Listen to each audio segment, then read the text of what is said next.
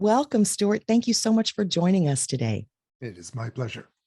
There were so many interesting facets to the book, and I kind of tried to narrow things down a little bit just for the sake of time.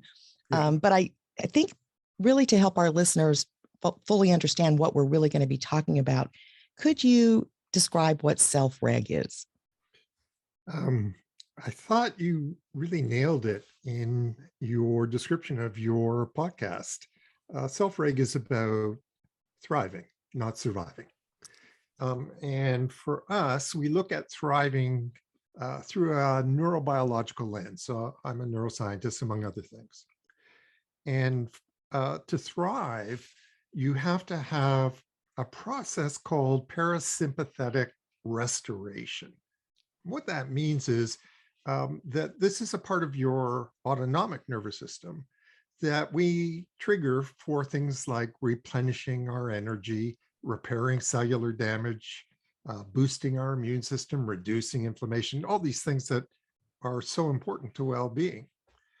And what we discovered in our clinic, so we ran a clinic for many years at York University, what we discovered was that we were working with young children on the spectrum, and the parents kept coming to us and saying, you know, I really need the same thing. And what we were developing was a pathway to restoration. And we made some very interesting discoveries. We looked at all the different kinds of therapies that are out there that do lead to restoration. And they all have in common 5 basic steps. And those 5 steps are first reframing. So if you're doing something like psychoanalysis, you're reframing emotions. In our work with educators, we want to reframe children's behaviors, see that it's not misbehavior, it's stress behavior. That's the first step. And all good therapies have that as a sort of fundamental ground. The next step is to identify your stresses. And I'll explain why later today. This is a big thing, and it's not easy. There are obvious stresses, especially today. You and I are filming on a day when the stress load of the world is unbelievable. But there are other stresses, hidden stresses, physiological stresses, social stresses. So we have a framework for figuring out what are your stresses, the ones that you're aware of, the ones that you're not. The next step is to reduce your stresses, and that's what all really good therapies are about, and there are different techniques for reducing stresses. The fourth step is the experiential state of calmness, and that's what you're all about. And you know, for us, what we have seen in our work now across Canada and around the world is a generation of children and teens that do not know what calmness feels like. What we are seeing consistently is when they get tired, when they are dipping into that state of low energy and high tension, they reach for some way of giving themselves an energy fix or a shot of dopamine, more likely. And unfortunately, that becomes a stress in its own right. And without that fourth step of calmness, you will not get to the fifth step. And that fifth step, as I mentioned, is restoration. The restoration that heals the body and heals the mind. So what we've been doing then is teaching educators and parents the neuroscience behind all this. And I'll pause in 1 second, but I'll just mention that we are going through an extraordinary revolution in neuroscience. And one of the big discoveries that we've made, I'd like to explain. Sure. Okay, shall I just continue? Absolutely. Yeah. So I'll take myself first as an example. I have been devoted to meditation for many, many years. And so I will meditate a couple of times every day. And I usually begin my day with a short meditation and end my day that way.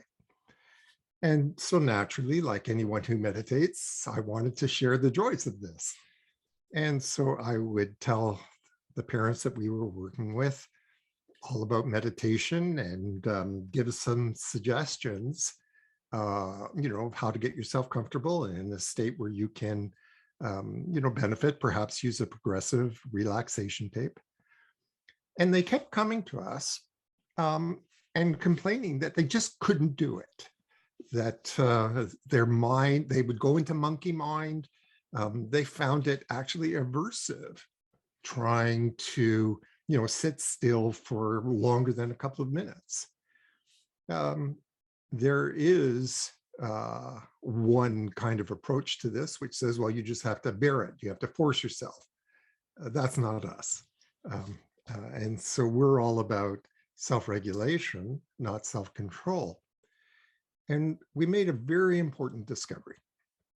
And that is that the sources of this kind of agitation are really very deep in the brain, far below the part of the brain that we use to think. They're in the limbic system, that's subcortex, and they're in the midbrain, very deep down.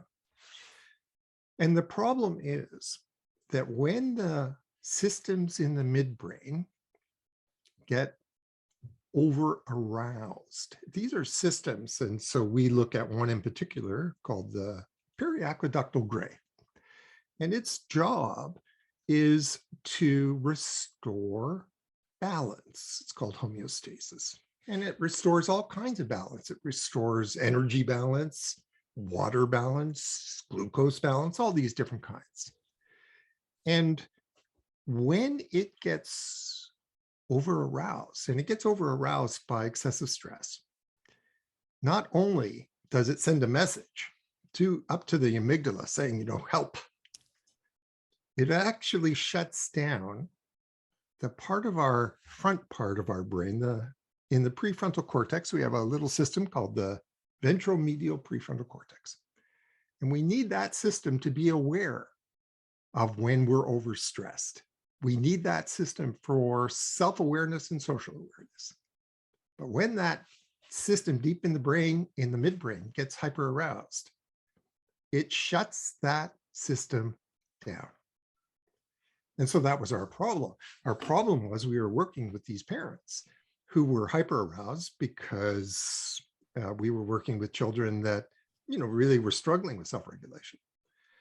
And in order for them to get to that state of being able to meditate or whatever it is that you do for mindfulness, we had to go through those 5 steps. We had to become aware that we're overstressed. We had to figure out, what are my stresses? What are the hidden stresses? We had to figure out, how can I reduce those stresses? And what we realized, and it's what I told you in an email, is that Self-Reg is a pathway to mindfulness. And that's what we have been working on now for the last 25 years. And what we have discovered is that absolutely anyone can get there. Anyone. Is it easy? No. Does it happen right away? No. But it's not only possible, but it's a journey that feels good once you start on it, and that becomes its own reward. So that, in a nutshell, is what we do, and then it gets a little more complicated, but that's the essence. Excellent. Yeah, it's amazing to me. I've been in this field now for about 15 years. The explosion of new information coming out of neuroscience, which really helps understand mindfulness better. The two are pretty symbiotic. So I appreciate that. I agree completely. Yeah, great. You point out in those 5 steps that this is really not about managing a child's behavior, but about promoting understanding of a child's behavior. And I'm wondering if you can share maybe some tips or information that might help parents start making that shift. So we have a sort of magical tool to do exactly what you just asked for, Teresa. And that is that we teach our parents that when your kid does something that makes you upset, angry, agitated, whatever, ask yourself why, and then ask yourself why now. Now, this does a couple of things. The first thing it does is our own limbic system, which in self-reg we call the red brain, it gets aroused too. And that's why our immediate impulse may be to shout or to punish or to discipline or to threaten. You won't get your iPhone for 16 years. So what we want to do is we want to insert that pause. But we also want you to start thinking about, is this actually a misbehavior? Is my kid misbehaving? Or is this a stress behavior? Now, a misbehavior is something that the kid's done on purpose, where the kid is testing limits or whatever. But stress behaviors are not intentional. They are caused by systems deep inside the brain. So that's the key, they're caused. So what we want our parents to learn then, and we always get the same question, well, how do I know? How do I know which is which? And it turns out that there are all kinds of signs of when it's a stress behavior. So I'll give you one very simple one. A child's tone of voice changes when it's stress behavior. So the pitch goes up a little. They speak a little faster. There is, you can hear, if you listen, you can hear the tension in their voice. When it's misbehavior, they tend to talk too much. They give too many explanations. But the shocking thing for most of our parents was just how often it was stress behavior in their kid. Now, this is important. And the reason it's important is, I touched on it a second ago. Our own red brain gets very aroused if we think our child is misbehaving. It's when our red brain, our own limbic system is aroused, our own voice changes. We become a little bit more emphatic. Not to mention what we actually say. The second that you ask yourself, is it stress behavior, and realize that it's stress behavior, and then ask yourself, why? Why am I seeing this stress behavior? What happens is very interesting. Your own arousal turns on a dime. You calm right down. In fact, we call it flipping the switch. And now you are in a state where you can begin to ask why in a genuine way. In other words, not why on earth did you do that, but why are you feeling this? And then you start to realize. So I'll give you a very interesting example that we had. Would you like an example? Absolutely. Okay, so we were working with a family, and they were very upset with their teenage son. And he refused to have dinner with the family. And the reason they came to see us was because it was Thanksgiving, and grandma was coming for Thanksgiving, and he refused to have dinner with grandma. And so they were all sitting around, and we had our team of therapists, and we're talking to the family, not really paying much attention to the kid. Out of the blue, he tells us that they had been to a fast food, a steakhouse the night before, and he loved it. He had a hamburger, but he wished he could have had the steak. So our mental health therapist picked up on it. She said to him, why didn't you have the steak if that's what you wanted? It looks so good. And he looked at her like she was an idiot. And he said, and he did this with a knife and fork. And she said, does using cutlery bother you? And he said, yeah, of course. Everybody knows that. Well, nobody knew it. He had a condition called misophonia. And he was very sensitive when he was stressed, very sensitive to certain kinds of noise, such as the sound of cutlery on plates. So the mental health therapist said to him, well, is that why you don't have dinner with your family? Is that why you didn't have dinner with Granny? And he said, yeah. He said, I would have come if mom had served finger foods. So it's a great example that, we jump to the conclusion that what I don't find stressful, my child doesn't find stressful. But children are unique. Everyone is different. In fact, we've made two big discoveries in this work. One is that every kid is different. And two, that the little buggers change on you all the time. So what was a stress, what wasn't a stress last week is a stress this week or whatever. So we want to become very mindful of these signs of stress behavior. Now, I mentioned to you at the outset that when we are overstressed, our VMPFC, our that part of our awareness, part of the brain shuts down.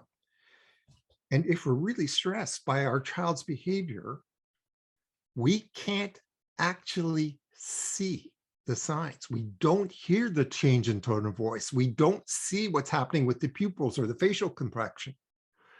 So by asking why and why now, we're also trying to do is to bring that part of the brain back online so that we can be mindful in the sense that Ellen Langer originally just defined it, so that we can be mindful of the signs of stress behavior.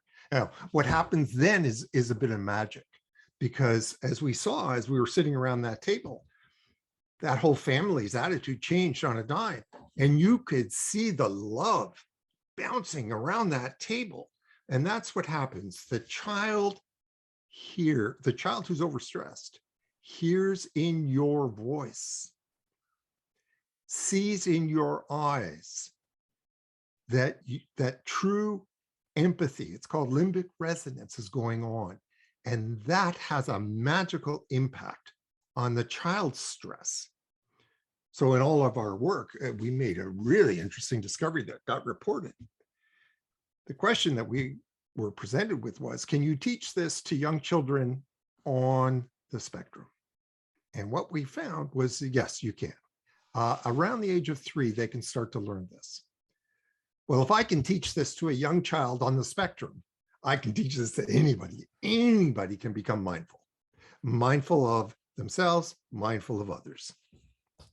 Yeah, I totally agree. And I'm excited when I hear that mindfulness is being taught in elementary schools, because I think Yes. It needs to start in preschool, actually. But I do too. Yeah, because then it becomes just part of, your normal, it's not hard anymore. Like, it's so hard for some adults to get it. Like you said, it's hard for adults to sit still. It's hard for adults to meditate, many of them.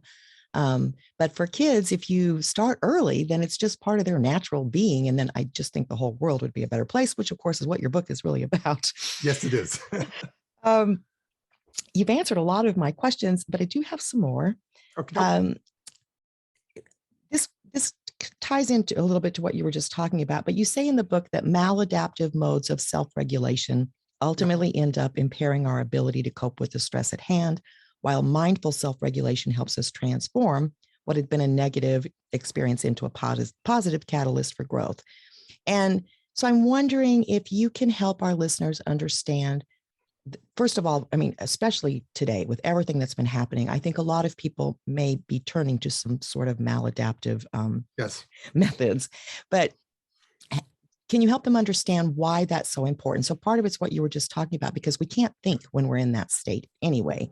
But then this also ties into modeling with the child and what the child is picking up from the parents that you were just talking about. But how do they, maybe another tip or a technique to help them understand how to make that shift, to look at what's maladaptive versus what's mindful?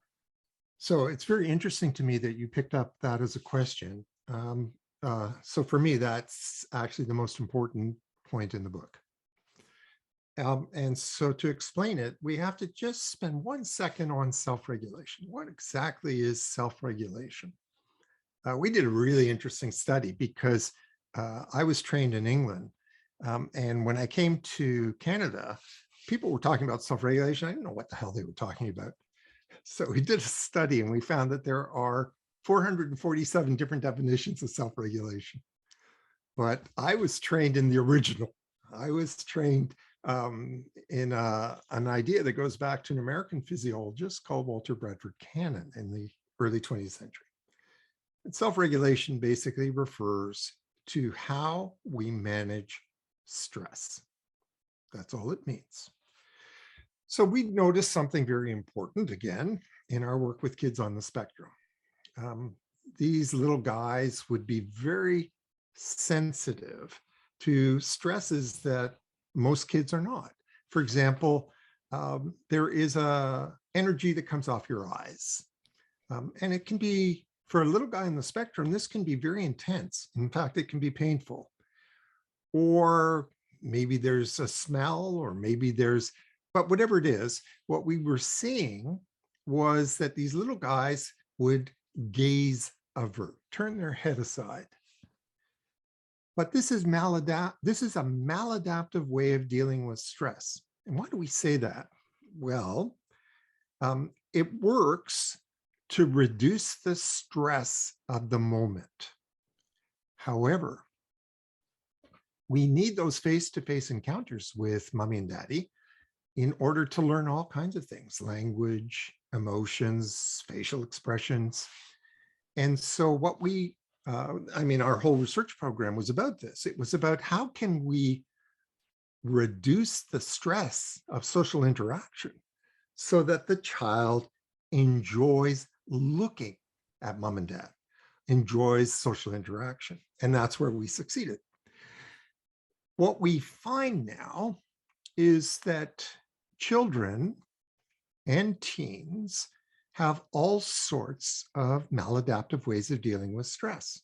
So I mentioned right at the outset, perhaps this has been a very intense high stress period going back to the beginning of COVID. In fact, our numbers, which we study carefully, tell us that children have been overstressed for quite a long time now, probably starting around the mid-90s and getting worse every year. Now, perhaps to deal with that stress, what they do is they resort to hours on the computer, or playing a video game or watching a movie. And unfortunately, that's a maladaptive way of dealing with your stress, because in excess, what it does is it doesn't get to the heart of whatever it was that was troubling you. So say it's a teenager, likely it'll be something like an emotional or a social stress. So you haven't done anything to actually work on that stress. What you've done is you've tried to avoid it, escape it, and maybe self-soothe.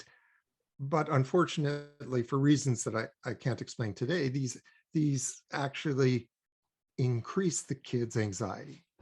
Okay, so there's a maladaptive way. Now, what's the adaptive way? What's the healthy way of self-regulating, of deal with your stress? And here we come to one of the secrets of our species. We give birth to our babies prematurely.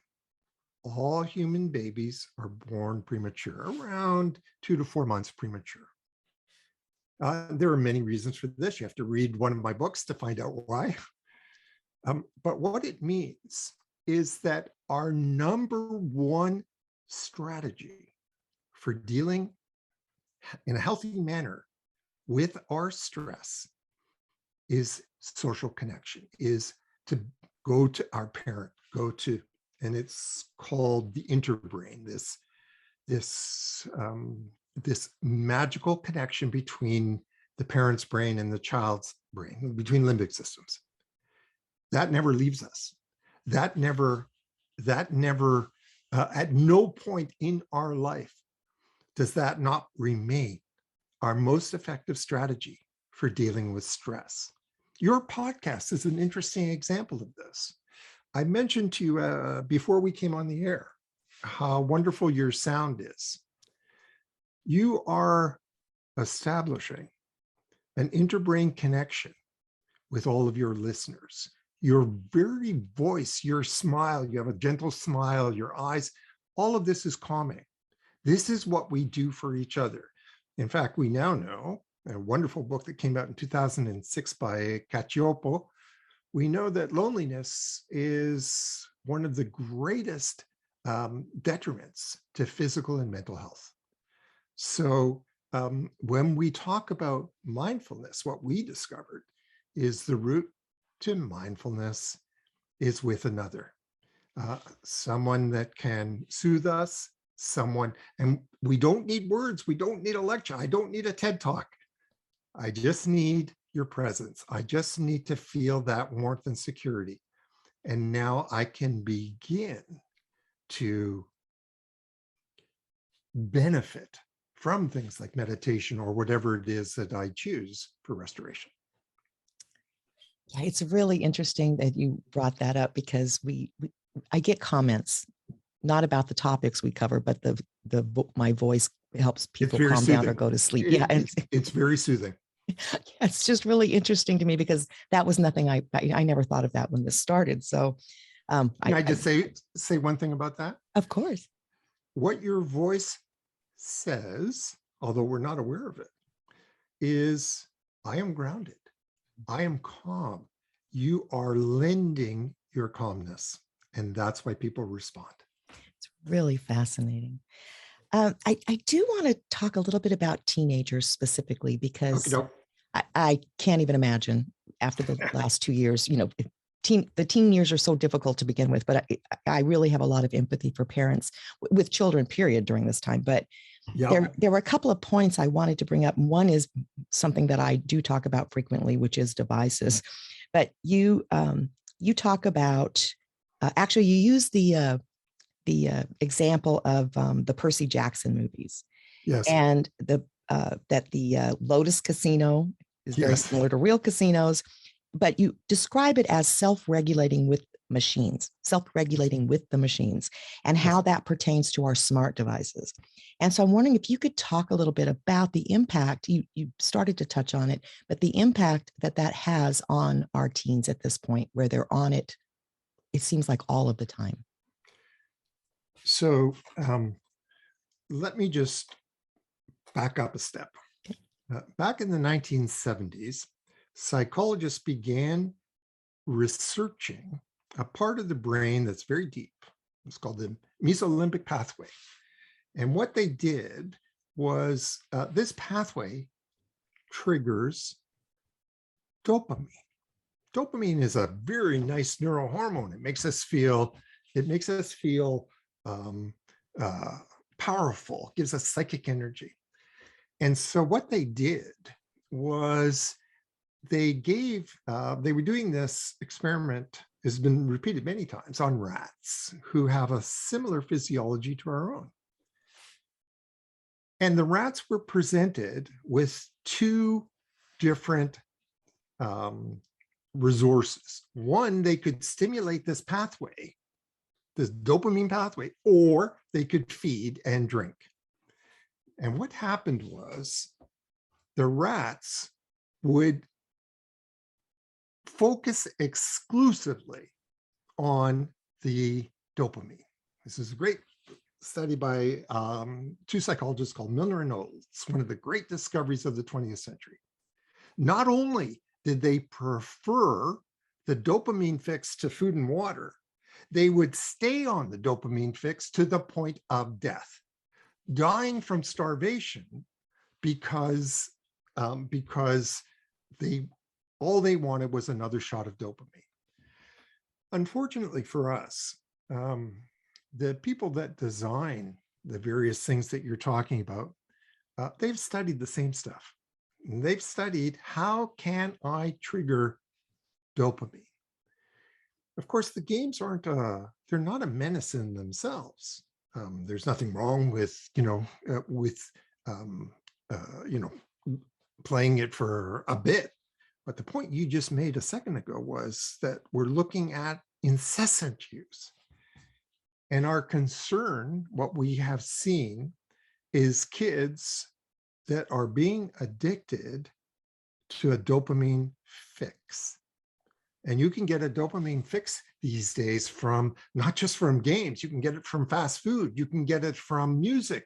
Everybody is studying the same thing.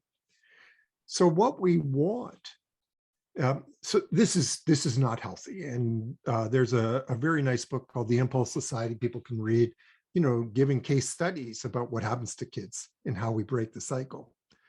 But what to come back to where we started, what we want the teens to recognize is when they are overstressed, why they are overstressed, what they can do that is a healthy way, a growth promoting way of self-regulating, of dealing with their stress, not going for that quick dopamine fix, but instead going for a walk, or talking to mom and dad, or talking to whatever it is, something that will restore that homeostatic balance that leads to calmness, which is the precursor of physiological restoration.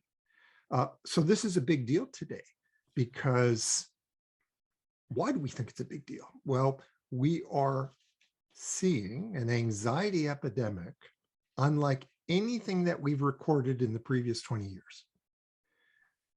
The anxiety that we're seeing is a symptom of excessive dopamine and a lack of homeostasis. So what we want to do is, so I can just tell you, we have some, we've designed some things for teens themselves. We want the teen to understand this. One of the big motivators for teens is they cannot stand the feeling that they're being manipulated. So we want them to understand how the games work, how the hook model works, and take their own destiny, their own balance into their own hands.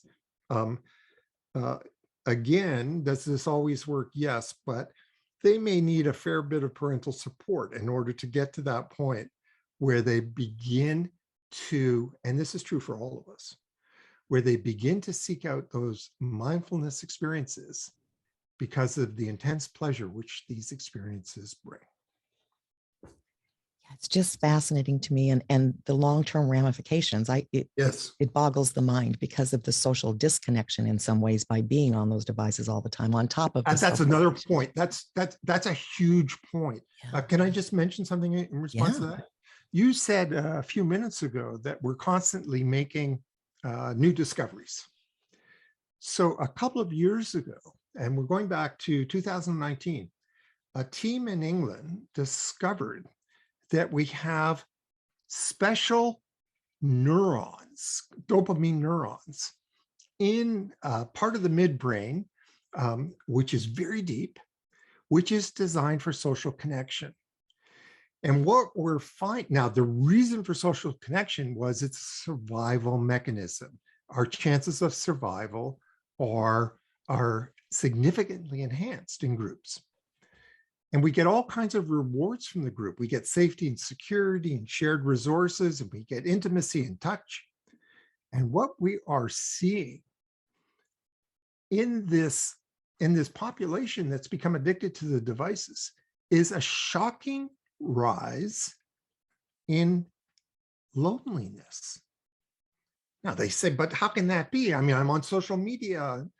And the reason is loneliness is the trigger for this system deep in the midbrain that tells me I need the rewards that social intimacy brings. So they're not getting those rewards, and those rewards are touch, they are intimacy, they are, so in fact, it's probably the opposite. What they're encountering is competition, is aggression.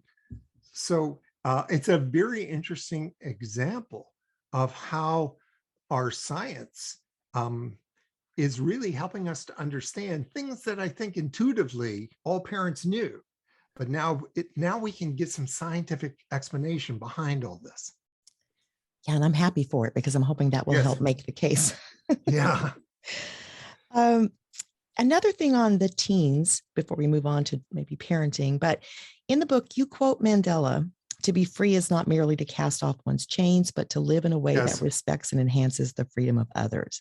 And of course, I do agree with you that it's pretty tragic that we've ignored that wisdom as adults, but also when it comes to our children's well-being. Now, you bring this up just specifically related to teenagers being in chains. And Yes. can you describe that further for our listeners? Well, as you will have gathered by now, I pretty much every question go back to neurobiology. So this field of self-regulation was discovered in the middle of the 19th century by a Frenchman called Claude Bernard. And what he said is that, quote, homeostasis, and that means balance, that means biological balance. Homeostasis is the foundation of freedom. Well, that's very interesting. And that got picked up by the early 20th century theorists, especially Cannon. What did they mean? They draw a distinction between political freedom, if you like. So you are free to get the vaccine or not get the vaccine, pay the consequences or don't pay the consequences. So that's political freedom, that's liberty. And psychological freedom. And psychological freedom refers to, am I able to choose? Am I able to weigh alternatives? Think about long-term consequences. When we work with, say, someone who has depression, in no sense would we say that they are psychologically free. They are, in torment.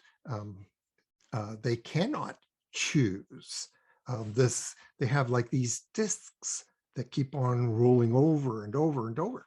Suppose I'm working with a kid who's got Tourette syndrome. They're not choosing to swear. This is a compulsion. So what we're looking at is what is the foundation of psychological freedom? And that's where these early neurobiologists had a brilliant insight. They said it's homeostasis. What does that mean? It means that when I'm not overstressed, so when I'm calm, I can think, I can weigh, I can actually choose. Now, if we tie that into what we were just talking about, if we're seeing a generation that don't know what calmness feels like, then we are seeing a generation that is not psychologically free.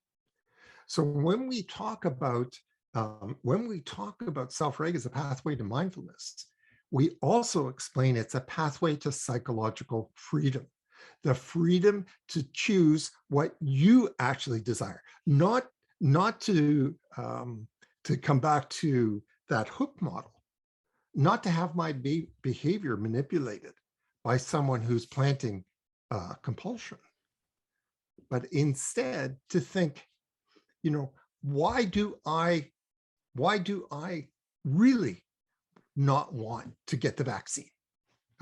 And by no means do we want to say to everyone, well, you must get it. But at least we want to be free and think it through. Is it because I'm afraid? What is it? And so what we're looking at then is not just helping teens acquire that calmness that they will need to deal with stresses like the stresses we are seeing today, unexpected stresses, but we want them to have that capacity to choose what they truly want and not what, say, a demagogue has tried to manipulate in their mind, to really be grounded, to be mindful of what their own values are, what their own aspirations are, not just for themselves, but for their society.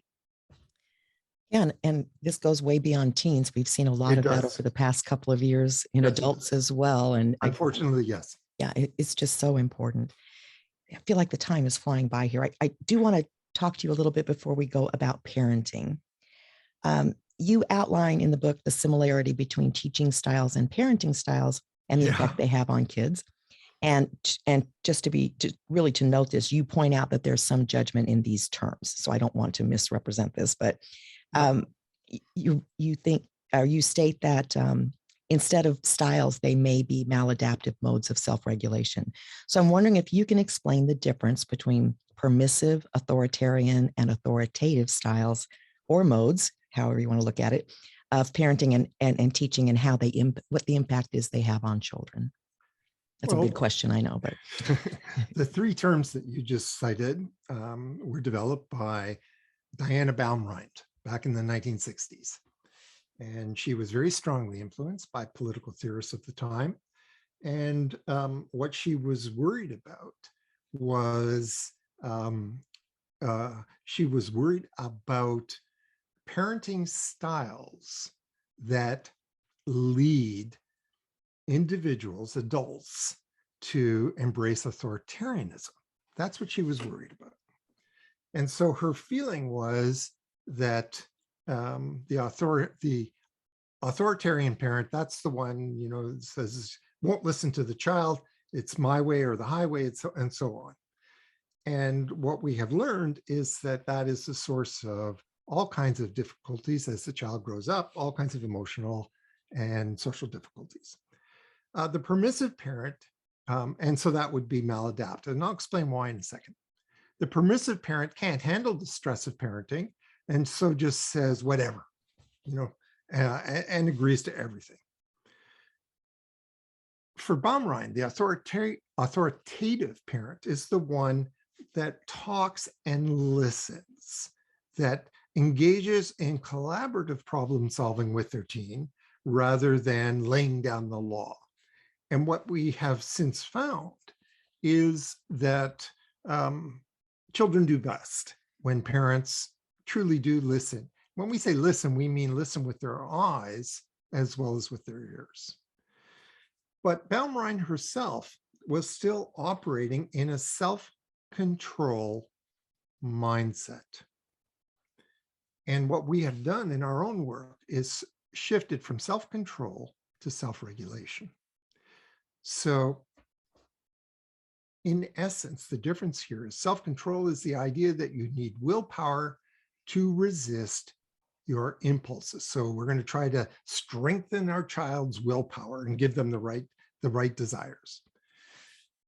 With self-regulation, it's about managing stresses. And what we find is that when children are overstressed, they become highly impulsive. When they're overstressed, they lose empathy. They lose their sense of right and wrong. So what we want to do is, rather than disciplining them, we want to understand as a parent, why is my child stuck in low energy, high tension? We use something called the Thayer matrix, and parents can download this for free from our website. And Bob Thayer identified 4 states, energy tension states. When kids are in bottom right, which is low energy, high tension, that's when you get trouble. So in Self-Reg, we're going to ask why. We're going to reframe. Why is my kid stuck there? What are the stresses that have sent my kid, or what are the stresses that explain why my kid is stuck in bottom right? And so we become stress detectives with the kid. We begin to reduce the stresses so that the child goes up the matrix, becomes high energy, low tension. And what we discover is that all those wonderful impulses that we know were in our kid come back. Now our child is happy, cheerful, kind, empathetic. So rather than trying to exercise our own self-control, you said this at the very start, we're going to try to understand why this is happening, and then help our child or our teen develop the skills for self-understanding, for self-regulation, so that they know when they're becoming overstressed, they know why, and they know what they can do to reduce that stress load so that they can return to genuine calmness, and then they'll restore when they go to sleep. Yeah, it just makes such an enormous difference. And it's hard to explain to people who are in a constant state of high stress, Yes, it's very hard. right, to get them to understand they don't have to stay in that state. But what I really appreciated about the Yes, that's book right. is really that it explains the science, what's really happening in the brain. So it's not just about mindfulness, or it's not about control for sure, but it's about understanding there are certain things that are happening that if we don't understand they're happening, then we can't counteract You got it. the automatic responses. So Yeah, I thought exactly. that was excellent. That's a great way to sum it all up. Great. Well, do you have any final thoughts you'd like to share with our listeners before we go on any of these topics or anything else in the book? I will tell your listeners one thing, okay? Okay. So before today, my assistant gave me a bunch of your podcasts and I went through these. And I want your listeners, so here's your homework. Identify five of your friends or relatives that aren't listening to the podcast and get them to listen. We need this now. Thank you so much. I really appreciate it. And I really so appreciate you sharing all of this wisdom. I think it's invaluable at this time. And again, it's not just for kids, it's all of us. Exactly right. And we all need it. You can see it every day when you turn on the news or you read a newspaper. Everyone needs it. So thank you so much for joining us today. You're welcome, Teresa. It's been a pleasure.